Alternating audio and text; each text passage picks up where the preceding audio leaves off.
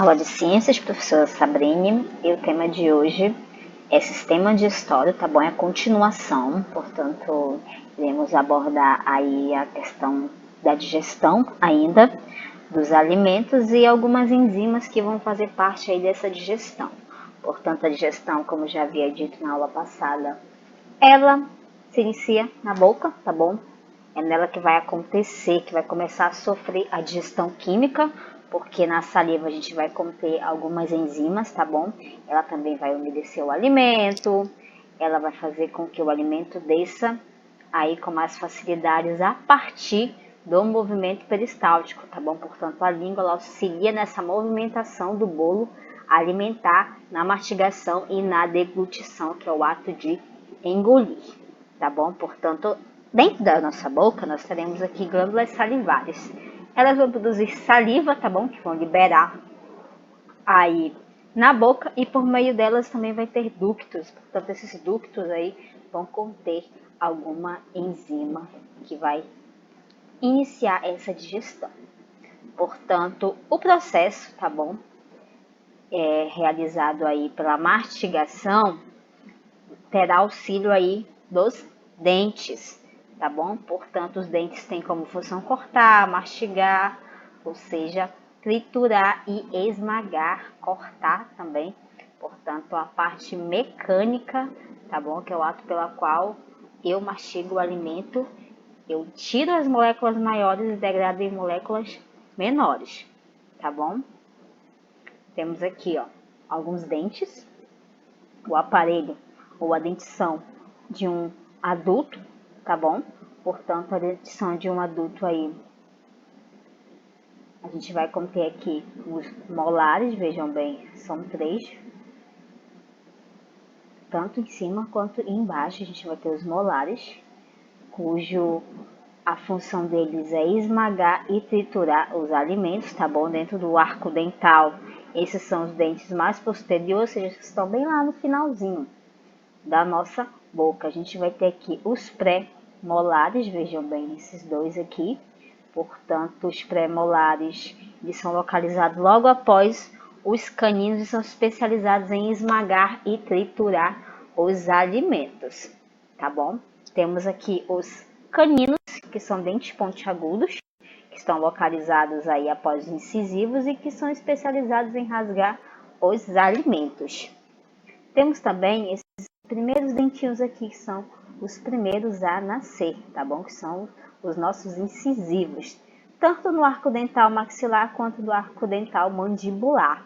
Portanto, eles são os primeiros a nascer, portanto, eles são localizados tanto na região anterior dos arcos dentais e a especialização deles é cortar os alimentos. Portanto, a partir do momento que eu corto, eu dou aquela primeira dentada na parte de rasgar o alimento, eu vou lá cortar esse alimento. Depois que eu cortar esse alimento, eu vou manipular o meu alimento aqui pela minha língua, tá bom? Portanto, a língua também tem essa função de manipulação. Quanto mais ela vai manipulando o alimento, que ela vai jogando para o lado, para cima, ela também vai liberando saliva e essa saliva aí vai auxiliar na digestão dos alimentos. Temos aqui também a estrutura de um dente. Portanto, a representação dessa estrutura de um dente humano, a princípio, ele é assim, todo branquinho, tá bom? Essa parte que a gente vê branquinho do dente é o esmalte do dente.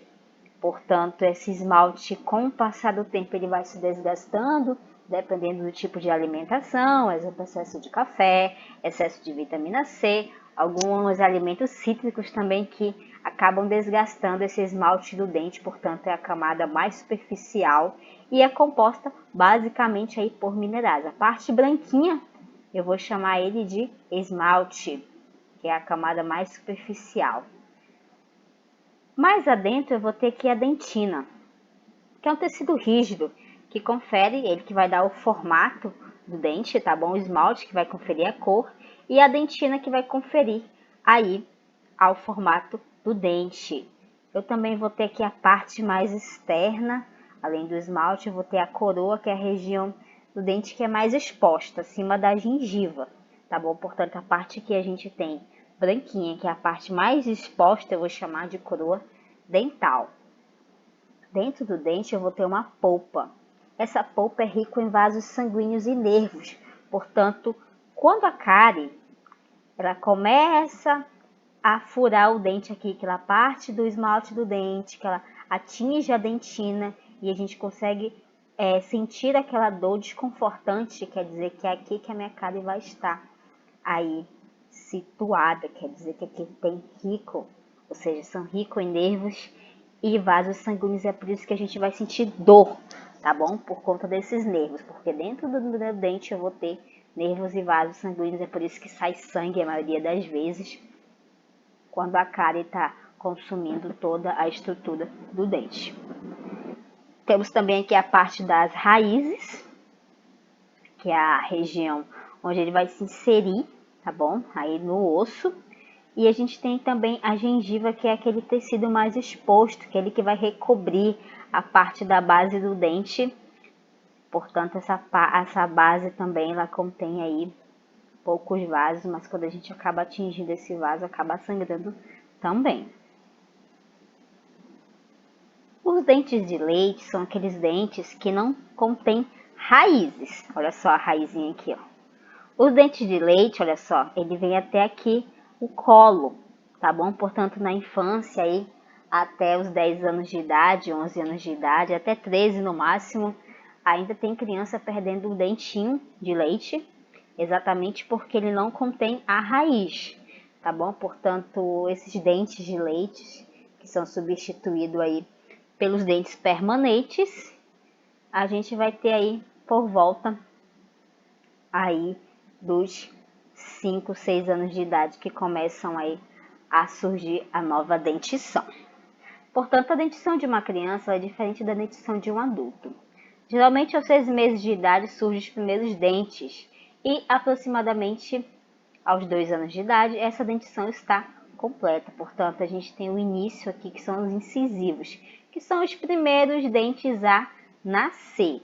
Portanto, essa dentição a gente vai chamar de dentição infantil ou dentição decídua, quer dizer que ele tem uma fase da vida que ele troca, tá bom? Mas toda a vida vai trocar? Não, é apenas trocado uma vez, tá bom? E manter aí a saúde bucal em dia, evitando com que a gente perca um dente. Se a gente perder um dente, consequentemente ele não vai mais nascer, tá bom? Então, aos poucos, os dentes vão sendo substituídos por dentes mais resistentes, que vai formar a segunda dentição ou a dentição permanente.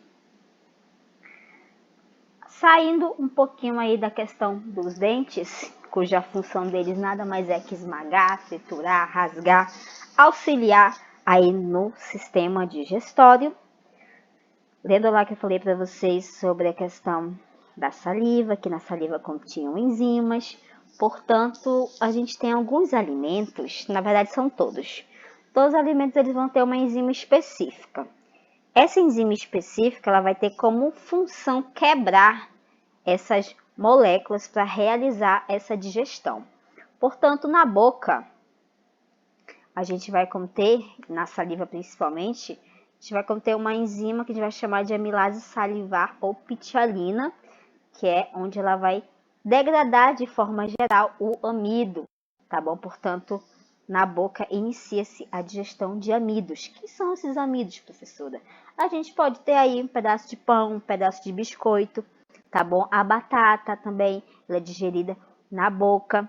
Portanto, todo aquele alimento composto por amido, ele vai ser digerido na boca. Por quê? Porque na saliva eu vou conter a amilase salivar ou pitialina, que posteriormente aí, caso eu tenha consumido batata, a batata vai ser digerida na boca e a proteína vai ser digerida onde? Até porque a gente precisa mastigar constantemente para a gente conseguir quebrar aquele alimento. Então, essa é a função das enzimas, é quebrar aquela partícula para a gente conseguir retirar grande parte desses nutrientes e fazer a digestão. Portanto, o que vem a ser uma enzima? Uma enzima nada mais é do que proteínas especializadas que vão acelerar essa velocidade dessas reações químicas. Portanto, essas proteínas são específicas, ou seja, cada enzima age sobre um determinado substrato. Quando ele fala substrato, ele está falando aqui dos alimentos. Portanto, uma enzima, ela vai ter como função degradar todo e qualquer tipo de alimento. Portanto, para cada alimento, como o pão, por exemplo, que tem amido, a ptialina ou a amilase salivar vai ter essa função, tá bom? Portanto, a gente tem 3 tipos de enzimas principais. Uma delas aqui é a lipase, que é responsável por degradar gorduras, ou seja, ela vai estar atuando aí e transformando todo e qualquer tipo de lipídio em ácidos graxos, tá bom? O que vem a ser esses ácidos graxos? Esses ácidos graxos eles vão atuar como combustível de fonte de energia para as células. Portanto, depois que eu comi aqui um abacate que é rico em gordura, tá bom?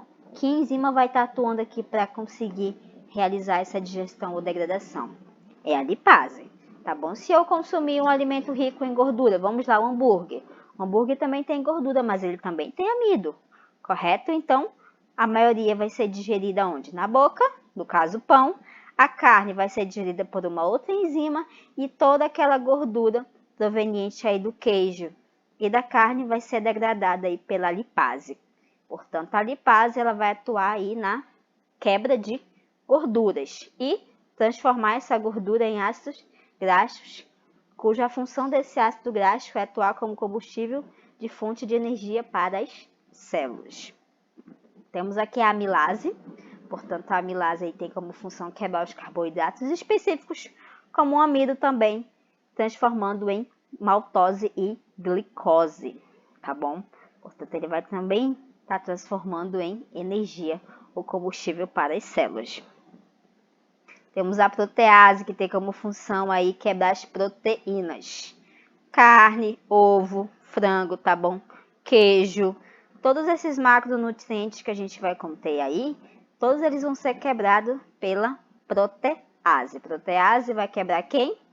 Vai quebrar as proteínas. A amilase vai quebrar quem? Vai quebrar alimentos ricos em carboidratos.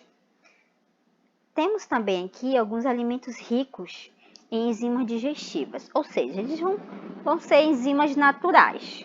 Quando esse alimento é rico em enzimas naturais, eles vão melhorar essa digestão. Portanto, a gente tem aqui o abacaxi, o mamão, o abacate, o kiwi, a banana, o mel e o própolis, tá bom? Portanto, esses alimentos, uma feijoada, por exemplo, que contém aí uma grande carga energética e também é uma comida pesada, justamente o abacaxi ou a laranja vem sempre acompanhado aí dessa feijoada exatamente para quê? Para ajudar a quebrar esse tipo de alimento, tá bom? Portanto, é bom a gente consumir esse tipo de fruta exatamente porque vão auxiliar na manutenção aí do meu trato digestório e também vão estar auxiliando principalmente na fabricação de enzimas aí para que o meu corpo ele consiga digerir com mais facilidade.